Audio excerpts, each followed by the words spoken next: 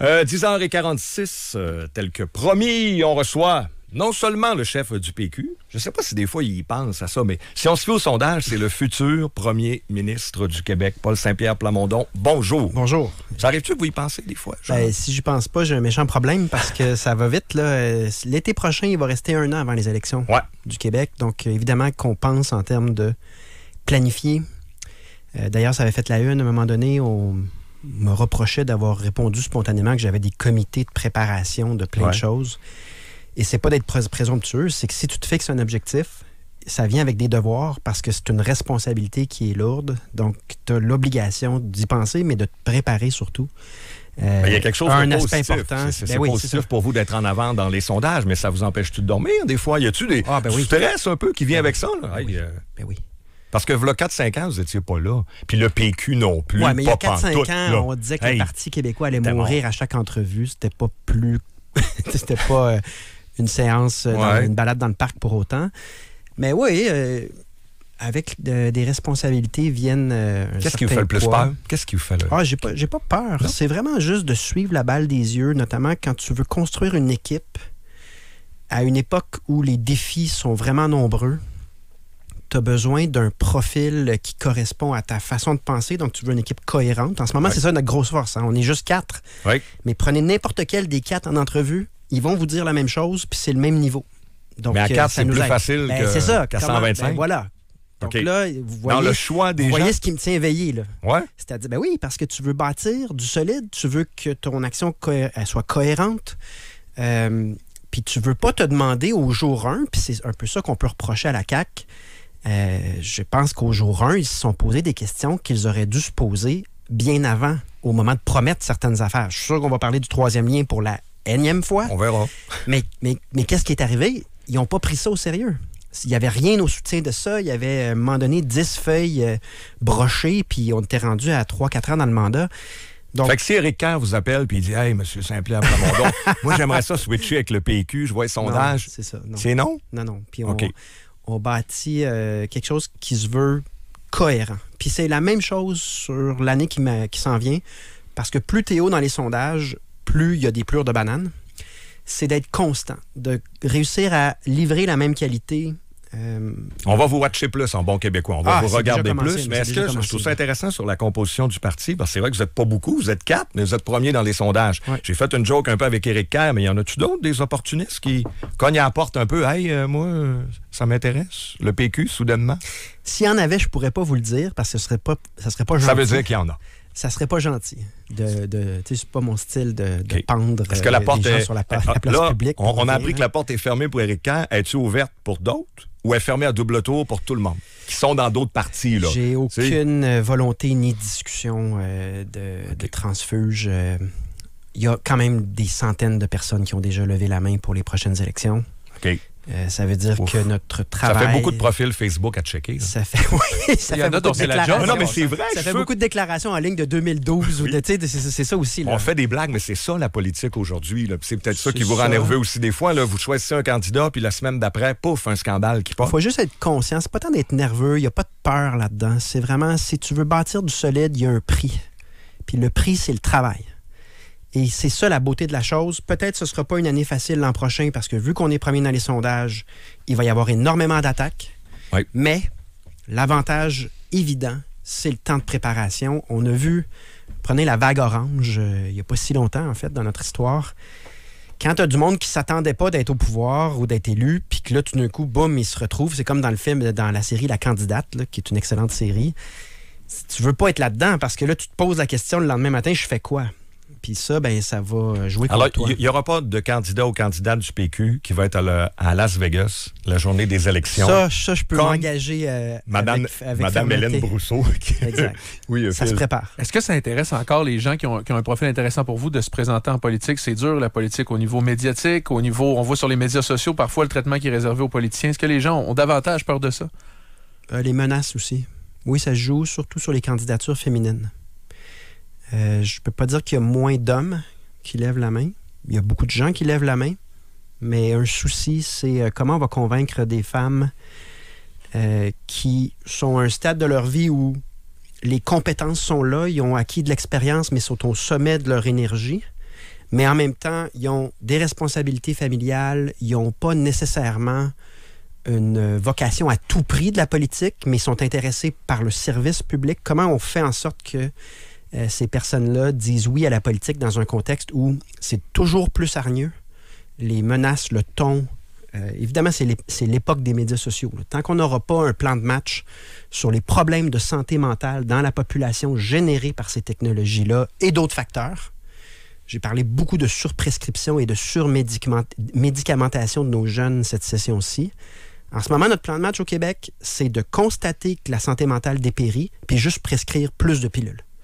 Et on va frapper un mur si on ne réoriente pas vers qu'est-ce que ça nous prend pour être en santé, dans notre corps, dans notre tête. Mais pour revenir à la politique, l'effet de ça, si tu as une proportion beaucoup plus grande de la population qui a des problèmes de santé mentale, c'est que l'environnement démocratique en souffre, comme certaines entreprises aussi vont avoir ce défi-là à l'interne, d'avoir plus d'employés qui ont un comportement en lien avec un enjeu de santé mentale. Moi, c'est une super priorité. Ça et le crime organisé dans nos écoles sont des sujets que j'ai soulevés cette session-ci, pour lesquels je n'ai pas encore eu l'écho que j'espérais. Un peu comme le temps d'écran en début d'année, en janvier. Au début, la CAQ riait de moi, mais à force de persévérance, ils ont fini par mettre en place un plan de match, une commission. Pour les deux sujets que je viens de vous nommer, je pense que j'ai encore du travail à faire, mais je vais l'obtenir. Je suis en train de lire de quoi d'intéressant. L'ouvrage s'appelle Nexus, parce que vous parlez des médias sociaux, puis de la pression que ça met, notamment sur les gens en politique, mais ça peut être aussi pour les gens qui nous écoutent. Là. Êtes-vous au courant que Microsoft a créé un robot, qui s'appelait T-A-Y, vous irez fouiller, puis ils l'ont mis sur Twitter. Donc, c'était pas une vraie personne, c'était de l'intelligence artificielle. C'est Microsoft qui a fait ce test-là. Comment ils ont fait ça? Ben, vous savez que les robots sont maintenant capables de chatter puis de discuter, mais quand ils l'ont inscrit sur Twitter, ils voulaient que le robot soit populaire. Donc, le robot, il a enregistré toutes les conversations passées de Twitter disponibles, puis il a remarqué qu'est-ce qui marchait puis qui marchait pas. Voulez-vous savoir les 2 premiers tweets du robot de Microsoft? Son premier tweet, c'est « Adolf Hitler avait raison, j'haïs les Juifs ». Son deuxième tweet, avant qu'il débranche, c'était « Les femmes devraient toutes rester à la maison, j'ai haï ». Et là, Microsoft a paniqué. En fait, mais que c'est ça? Ouais. Comment on n'a pas programmé un robot misogyne et raciste? Mais il va l'apporter. Il a juste observé ce qui se passait sur Twitter et ce qui attirait l'attention et créait de l'engagement, puis il a fait ça. Ça va être un gros combat, là, je sais, mais il faut en parler. À ça s'ajoute l'ingérence étrangère, qui maintenant n'est plus une rumeur ou une hypothèse. Non, les Chinois sont là, les Russes sont là. C'est la nouvelle manière, à défaut là, de pouvoir battre l'OTAN en termes purement militaires. Le nouvel type de guérilla, c'est à travers la fragilité des démocraties avec ces technologies-là. Donc, tout ça... Mais là, revenons à Québec un peu. On va revenir à Québec un petit peu. Hey, vous avez quitté Saint-Jean de l'île d'Orléans. Honnêtement, c'est pas votre vie privée. Je sais que ça a été dit, vous l'avez annoncé. Pour aller rester à Tétroville, à Montréal. C'est tout un statement, ça. Quitter Saint-Jean à l'île d'Orléans, la plus belle place au monde. Magnifique. Ben oui, vous êtes allé rester à Tétroville, dans l'est de Montréal. Je veux pas être méchant. Mais en tant que gars de Québec qui aime Québec, moi, je trouve que c'est un statement. C'est ma vie privée, ce qui fait que vous n'avez pas toute l'information. Vous avez mis des photos de vous qui déménageaient à Tétroville. Je les ai vues. C'est un fait. Mais ce qui vous manque comme bout, c'est que le déménagement s'est fait entre Saint-Jean de l'île d'Orléans et Château-Richer. Et j'ai 2 résidences. J'en ai une dans ma circonscription, ce qui est tout à fait normal. Okay. Parce que c'est Camille Lorrain, ça, c'est vous, ça. C'est ces gens-là que je représente. Il faut que je sois là. Okay. Et notre résidence, le CPE, l'école primaire, c'est Bois-Châtel. Pour vos enfants? Exactement. Là, on est dans la région de Québec. Et je fais moitié-moitié. C'est juste que pour mes enfants, à l'usage, en essayant toutes sortes d'hypothèses de travail, je me suis rendu compte que c'était dommageable pour eux d'être trimballés constamment, puis qu'il fallait que je me pose là où je suis le plus souvent. Okay. Et physiquement, parce que je suis chef de parti, je suis le plus souvent à l'Assemblée nationale. Mais c'est important pour moi de m'établir également dans Tétroville, puis d'y vivre un certain nombre de journées semaine, où des fois mes enfants sont pas là, mais où je m'intéresse puis je vis une réalité qui a beaucoup changé. Vous avez de quoi encore dans la région? Si vous êtes PM, vous allez habiter où? Ben là, vous pensez? Parce que tantôt, vous disiez, je suis nerveux. Vous n'avez pas pensé? C'est important, il n'y a jamais eu de... Les PM sont jamais de Québec. Hein? Charest, Couillard, il y a une résidence quand même, là, à l'édifice. En haut. Là. L'édifice Price. Dans la tour, Puis ça, je ne sais pas si c'est fait pour des enfants, là, dans le sens que 3 enfants dans une tour, je ne sais pas à quoi ça ressemble, je ne me suis pas intéressé, non. Donc, vous n'avez pas pensé encore à une résidence comme M. Parizeau, qui lui avait carrément choisi de s'installer avec une résidence à Québec? De la même manière que m'intéresser à la solidité de l'équipe, à s'assurer que nos propositions sont bien ficelées, ça, je trouve ça juste logique. Si je m'intéressais à ma résidence, là, je me trouverais présomptueux. Parce que la politique... Voulez pas... Ouais, je comprends. La politique, c'est quand même... L'an prochain, là, les sondages peuvent monter pour le PQ, ils peuvent descendre.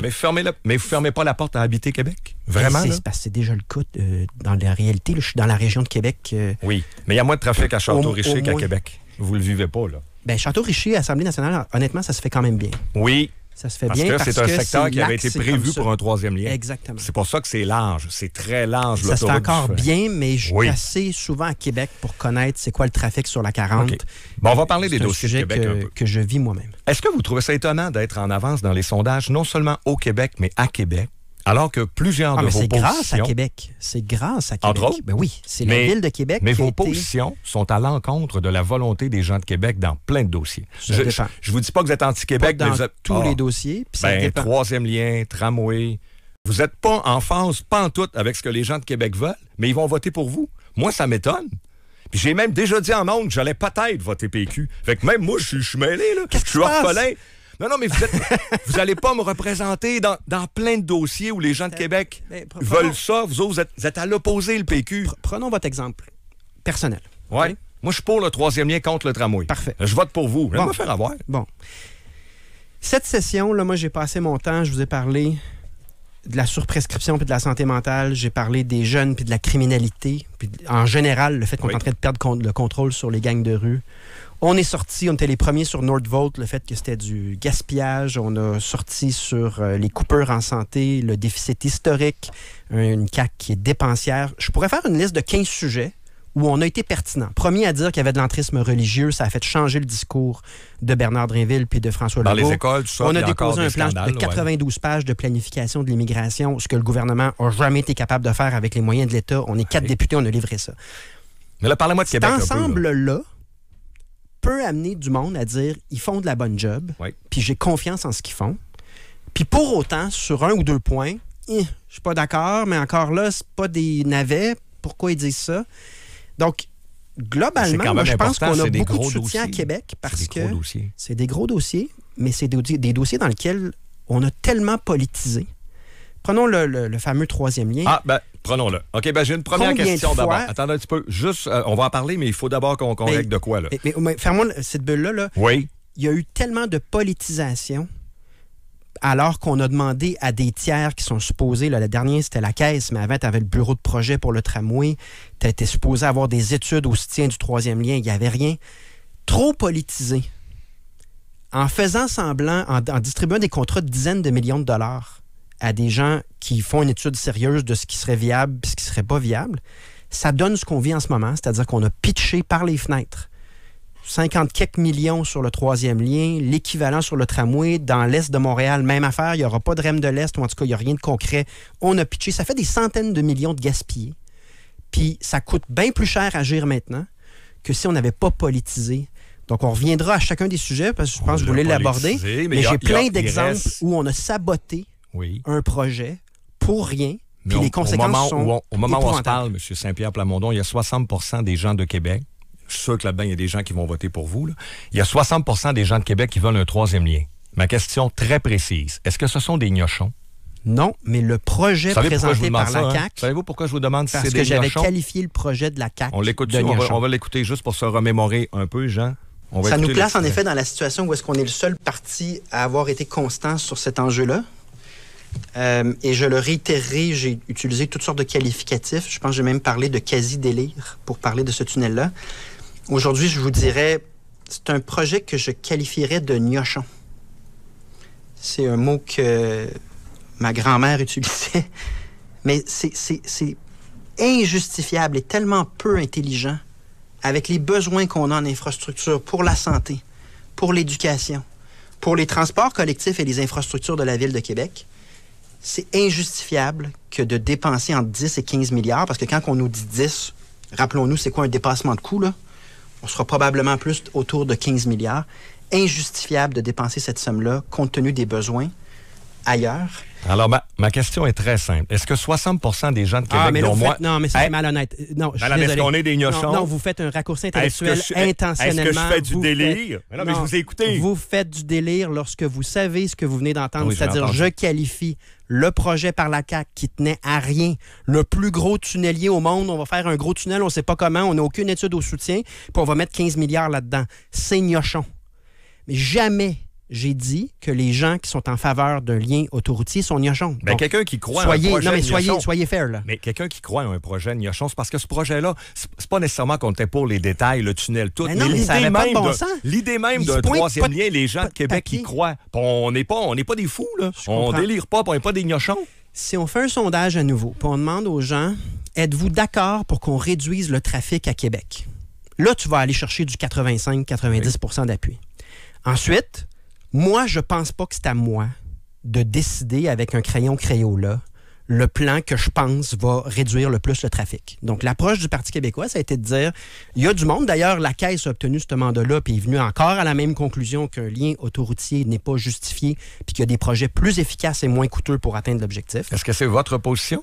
Ben oui, c'était la position en 2022, puis elle a été... C'est comme si Geneviève Guilbeault s'est dit, j'ai pas la réponse que je veux de la part des différentes études, m'a me réessayer que la Caisse. Mais au moment où on Caisse parle, lui a vous êtes encore contre. répondu Vous la êtes même toujours chose. contre l'idée d'un troisième lien. Autoroutier, mais je suis pour, puis je vais mettre de l'avant à nouveau un projet de troisième lien qui va relier Lévis et Québec en transport collectif en lien avec le projet de tramway, de sorte qu'on réduise le trafic un coût moindre. Un pont ou un tunnel, parce que là, nous autres, on n'est pas des gnochons. Alors, si on est brillant, vous allez m'en dire un peu plus, là. C'est pas juste une idée lancée en l'air de même, transport en commun. Qu'est-ce que vous avez à me donner comme chair autour de l'os un peu? On a consacré une journée de la campagne électorale de 2022 là-dessus. Là, il va falloir refaire nos devoirs parce que combien va coûter ce qu'on aurait pu faire à l'époque en dollars d'aujourd'hui? Donc, vous comprendrez qu'on va resoumettre notre proposition en 2026 en ayant fait nos devoirs. Mais aller chercher notre proposition en 2022, on avait consacré une journée à ça. C'est un pont? Non, c'est un tunnel qui relie Lévis, plusieurs endroits à Lévis, à l'endroit névralgique du projet de tramway. Mais là, vous m'avez parlé du tunnelier tantôt, que c'était une idée de gnochon, puis c'était du délire, le tunnelier. Oui. Ça. Pourquoi votre tunnelier est meilleur que celui de la CAQ? Là? C'est la même affaire? Non. Pas du tout la même distance. Quelle est la différence? La distance. La manière dont notre tracé est fait, il coûte 3 fois moins cher parce que la distance à parcourir était bien moindre que ce qui était soumis par la CAQ à l'époque. Puis vous noterez qu'on ne sait toujours pas quel serait le tracé d'un troisième lien autoroutier. Ils ont essayé partout, ils ne sont pas capables de le rentrer. Donc... et vous le chiffrez à combien, votre projet? Il était chiffré en 2022, puis il n'est pas chiffré pour 2026 parce que c'est tout un travail avec la taille de l'équipe qu'on a, là, pour être précis, de tenir compte du fait qu'en fait, au niveau de faire des infrastructures au Québec, on est mal à mancher en ce moment. Il n'y a pas beaucoup de concurrence. Il n'y a pas beaucoup de compagnies. Il y a des fois des projets où est-ce qu'il n'y a personne qui applique. Donc, on va revenir à la campagne électorale avec nos devoirs de fait, mais je veux vraiment être clair sur le fait que... Vous allez le chiffrer à ce moment-là. Vous n'êtes pas en mesure de le faire aujourd'hui, mais vous allez le faire. On va arriver, comme on fait tout le temps, en campagne électorale, avec le détail, puis tout. Il y a un troisième lien avec du transport en commun. Puis nous, ça ne tiendra pas à 10 feuilles de chou. Donc, je veux revenir à quelque chose parce que ça me tient à cœur.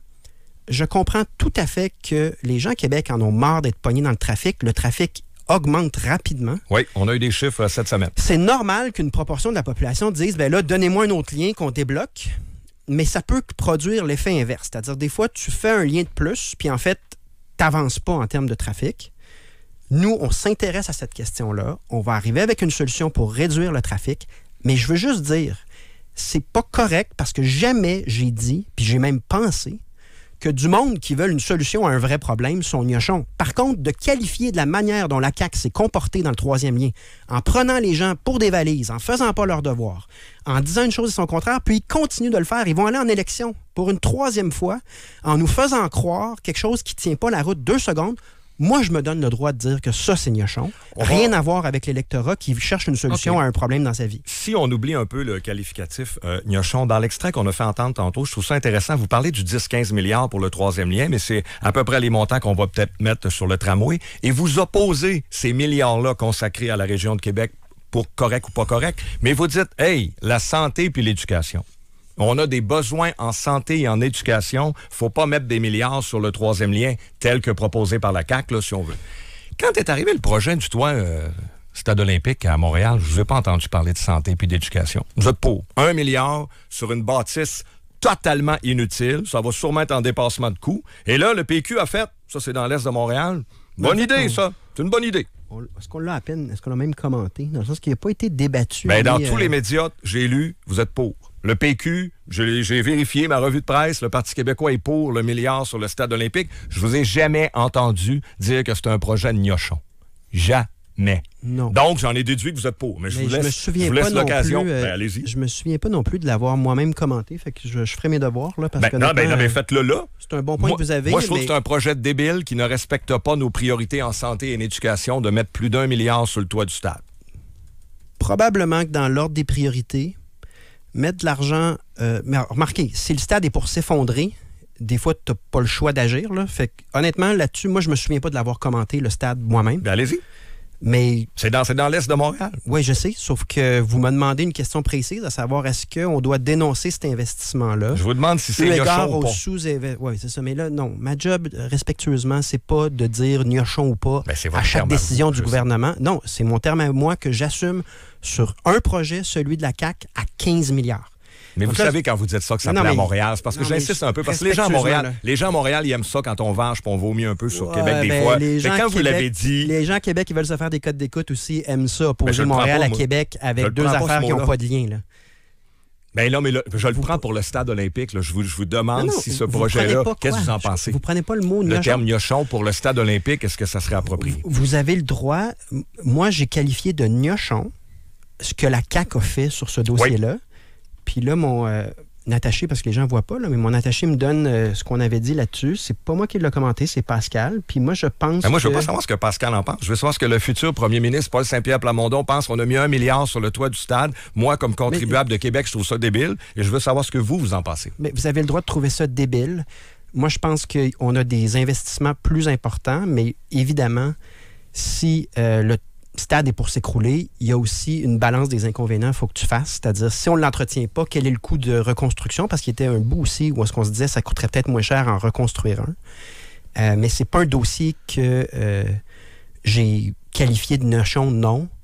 Parce que ce qui me fait qualifier de gnochon la manière de travailler de la CAQ dans le troisième lien, c'est la malhonnêteté intellectuelle et l'absence d'une quelconque réflexion crédible avant d'annoncer puis de promettre des choses. Éric Kerr a même mis son siège en jeu. Ouais, il n'y avait rien en dessous de ça. Puis c'est ça qui m'a amené à utiliser le mot gnochon. Vous regardez dans ma carrière, le nombre de fois que j'ai utilisé des mots comme gnochon, vous venez d'utiliser débile, c'est assez rare. Mais il y a un moment dans le troisième lien, je suis arrivé à un point où je n'étais plus capable d'entendre des âneries les unes par-dessus les autres. J'ai utilisé ce langage-là, puis je l'assume. Je veux juste que les gens comprennent que c'est pas les personnes qui cherchent une solution au trafic. Tant que ça, c'est clair, moi, le reste, je l'assume. Puis non, je n'ai pas qualifié tous les projets de la CAQ de gnochon. Vous avez apporté les nuances nécessaires, puis mais je veux juste vous dire pourquoi je vous parle de ça. Parce qu'il y a une raison un peu. Il ne faut pas toujours opposer Montréal à Québec, je vous suis. Puis le toit du stade olympique, c'est pas le même dossier que le troisième lien. Puis il y a des nuances. Je ne suis pas le dossier du toit du stade à tous les jours. Je vais vous dire pourquoi je vous en parle. C'est parce que c'est quelque chose que je vous reproche et que je reproche à beaucoup d'autres aussi. J'appelle ça l'agenda Montréal. Quand vous vous adressez, vous êtes sur un plateau de télé à Montréal, vous vous adressez aux journalistes de la colline. C'est évident que c'est payant. Puis vous m'avez fait un aveu tantôt, le stade, je ne l'ai pas commenté. Mais le troisième lien, vous l'avez commenté avec les mots qu'on a entendus, on ne revient plus là-dessus. Donc souvent, je trouve qu'il y a beaucoup de politiciens qui parlent comme uniquement aux gens de Montréal puis aux médias de Montréal. On sait que c'est payant de varger sur le troisième lien à Montréal, alors que le stade olympique, voilà un dossier où je me serais attendu à ce que des gens comme vous rentrent dans le débat, qu'importe les mots, les positions, les affaires. Or, vous ne l'avez pas fait.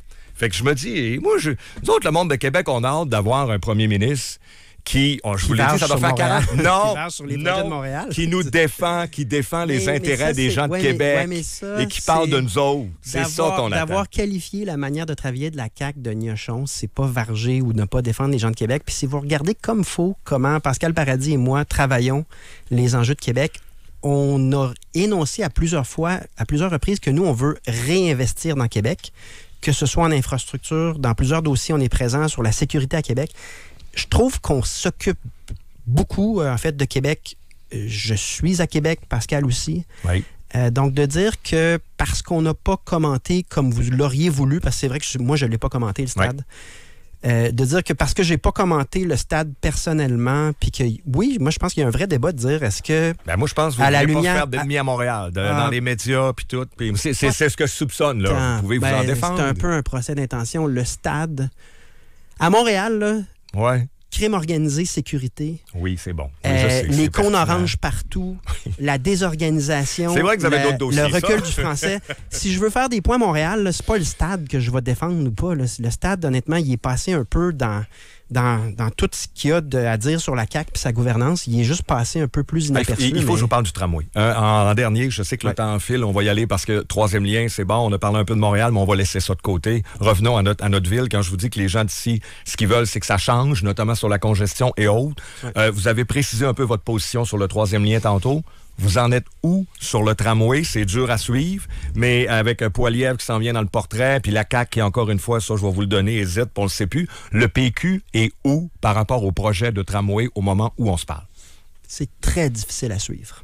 Parce qu'en effet, il y aura peut-être plus de financement de la part du fédéral. On ne sait pas comment le fédéral peut. Et la recommandation de la Caisse, c'est d'avoir un système express intégré. Oui. Puis à chaque fois qu'on dit on va dépolitiser, la CAQ rentre dans le dossier puis politise. Donc, ce qui vient de se passer dans le projet de loi 61, c'est que Geneviève Guilbeault arrive en fin de projet de loi, elle dit « Hey, j'ai un amendement, puis vous allez mettre les routes que moi je veux, en tout cas celle de la Caisse, et quelque chose sur Destimoville, mais vous allez mettre dans la loi. » Mais ça, tu fais jamais ça. D'habitude, dans la loi, tu spécifies pas la route parce que ça, tu le laisses à la Caisse puis aux gens, aux ingénieurs, là. Donc, à nouveau, tu as une autre politisation. Puis, à la base, rappelons ce qui n'a pas fonctionné dans le tramway. Tu avais un bureau de Québec qui avait fait ses devoirs, qui était arrivé avec un plan. Puis là, évidemment, tout le monde peut critiquer, mais il y a du monde qui ont travaillé. Il arrive avec un plan qui est intégré, qui est logique. Et là, la CAQ a pris le truc, l'a amené au Conseil des ministres. Ils se sont mis à redessiner eux-mêmes toutes sortes de trucs en fonction de considérations électorales.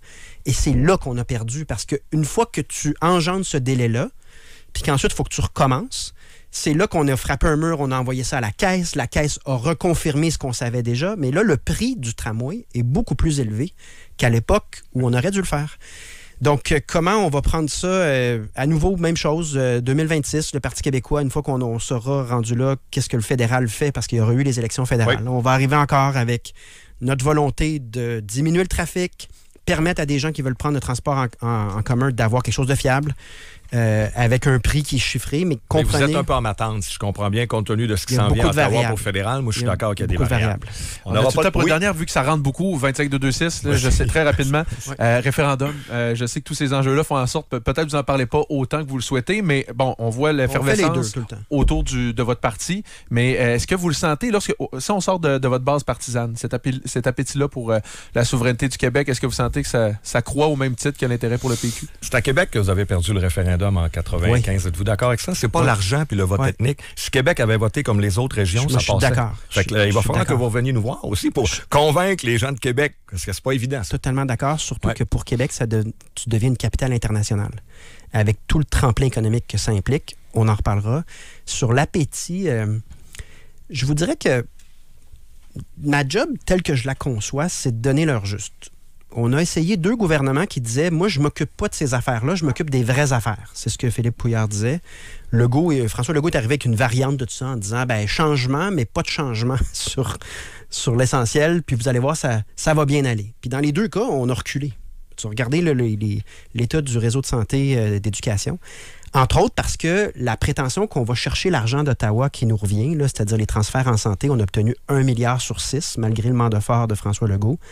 Moi, ma prétention, c'est que si on ne rapatrie pas les 82 milliards et on ne met pas fin au gaspillage éhonté des fonds publics à Ottawa, un gouvernement de trop qui dédouble ce qu'on fait déjà, on ne peut pas se surprendre avec le vieillissement de la population puis une population qui est moins en santé au niveau de l'obésité puis de la santé mentale. On ne peut pas se surprendre que le tuyau coule.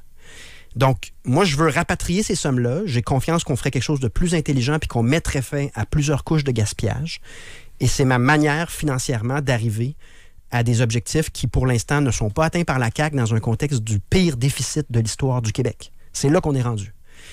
Une fois que je dis ça, je ne sais pas comment les sondages vont réagir. Je sais, par contre, que c'est ça le diagnostic sincère que moi je fais puis que mon équipe fait sur qu'est-ce qu'on peut faire d'intelligent dans les prochaines années. Puis là, je ne vous parle pas du déclin du français, du fait d'exister à l'international, du fait de rendre justice à René Lévesque, aux patriotes, puis à toute une démarche pour être un peuple normal chez soi, dans son pays. J'ai jamais fait de politique en fonction des sondages. Vous venez d'entendre mes réponses sur le 3e lien puis le tramway. Je fais pas de politique en fonction des sondages. Je fais de la politique en fonction de donner la réponse la plus intelligente possible dans l'intérêt public. Ça veut pas dire que j'ai tout le temps raison. Ça veut dire, par contre, que je donne leur juste au meilleur de ma capacité, puis je laisse les gens décider, puis je leur fais confiance. Puis ça va se jouer ici. Moi, je pense que ça va être fort intéressant. Québec parce que la ville est déterminant. de Québec devient... Québec est déterminant là-dedans. Monsieur Saint-Pierre Plamondon, merci beaucoup d'avoir été avec nous. Continuez, vous êtes très nombreux au 25 226. Continuez à texter, on fait une courte pause et on revient.